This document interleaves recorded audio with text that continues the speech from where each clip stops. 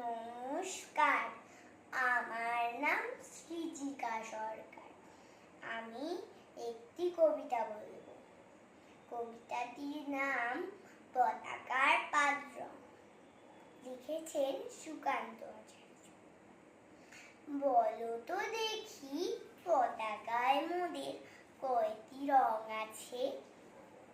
শিক্ষক এসে শুধালেন হেসে, দ্বিতীয় শ্রেণীর কাছে। একসাথে মিলে সব ছেলে বলে, চিৎকার করে জোরে, 3টি বর্ণ রয়েছে রাঙানো জাতীয় পতাকা জুড়ে। শ্রেণীর পেছনে বেঞ্চের কোণে শিশু ছিল এক বসে, পতাকার মাঝে 5 রং আছে। বলল সে মৃদু ভাষে, কথা তার শুনে বাকি শিশুগণে হেসে খায় দুটো গুটি। শিক্ষক রেগে বলেন হেঁকে, বোঝাও কি করে 5টি? মাথা নিচু করে ভয়ার্ত স্বরে সরল শিশুটি বলে, উপরে গেরুয়া, মাঝখানে সাদা, সবুজ আছে তার তলে, আর আছে আঁকা গোলাকার চাকা, নীল রং আছে এতে। শিক্ষক বলে, এটিকে ধরলে তবুও হচ্ছে 4টে।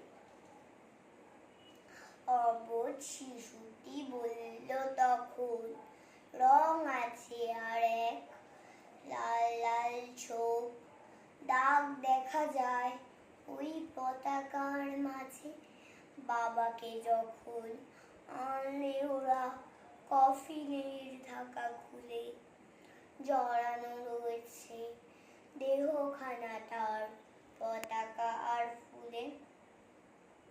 রক্তের দাগে ছিল লাল ছোপ ওই পতাকার মাঝে। এই নিয়ে মোদ হলো 5টি। এবার তো ঠিক আছে? সরল শিশুটির জবাবখানি কাঁপিয়ে দিল বুক। অশ্রু এলো নয়ন জুড়ে, শুকনো হলো মুখ। আজও যারা দেশের জন্য করছে বলিদান, স্বাধীনতার শহীদ সম তাদের অমন প্রাণ। হয়েছি স্বাধীন, পেরিয়ে গেছে 70টি বছর, দেশ বাঁচাতে যাচ্ছে যে প্রাণ, রাখছি কি তার খবর?